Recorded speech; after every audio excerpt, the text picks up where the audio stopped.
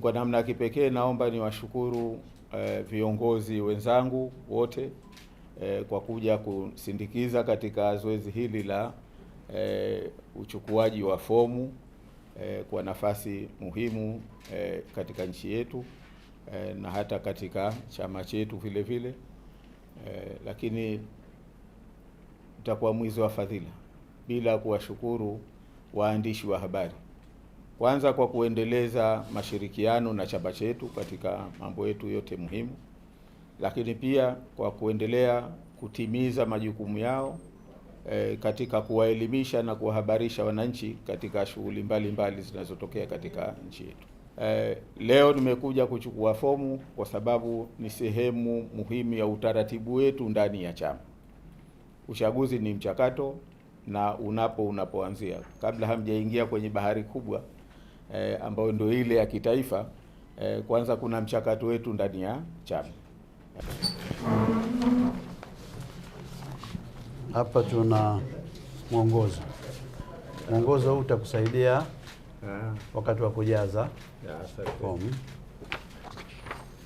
Hapa najua pengine katiba unayo ya Zanzibar.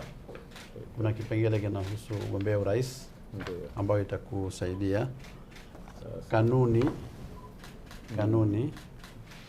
ya chama ya uchaguzi itakusaidia hiyo katika kujaza. Na fomu yenyewe sasa. Fomu yenyewe ni hii.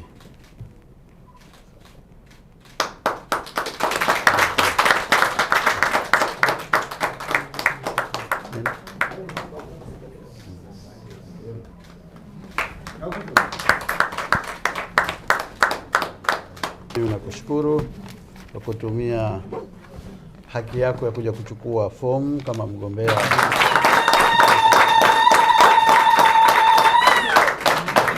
Leo si siku ya kuzungumza.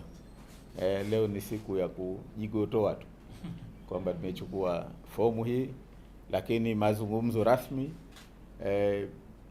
na waandishi wa habari ili kuwapelekea taarifa umma wetu, wanachama wetu na Wazanzibari wote. Basi inshallah tutafanya siku ya kurejesha fomu ambayo itakuwa ni Jumatano tarehe 16 mwezi huu. Siku hiyo tutapata kuzungumza, mwenye maswali atapata kuuliza vile vile, lakini kwa leo mimi niwashukuru sana kwa hatua hii na kwa zoezi hili na kwa kushiriki katika shughuli hii. Asante sana.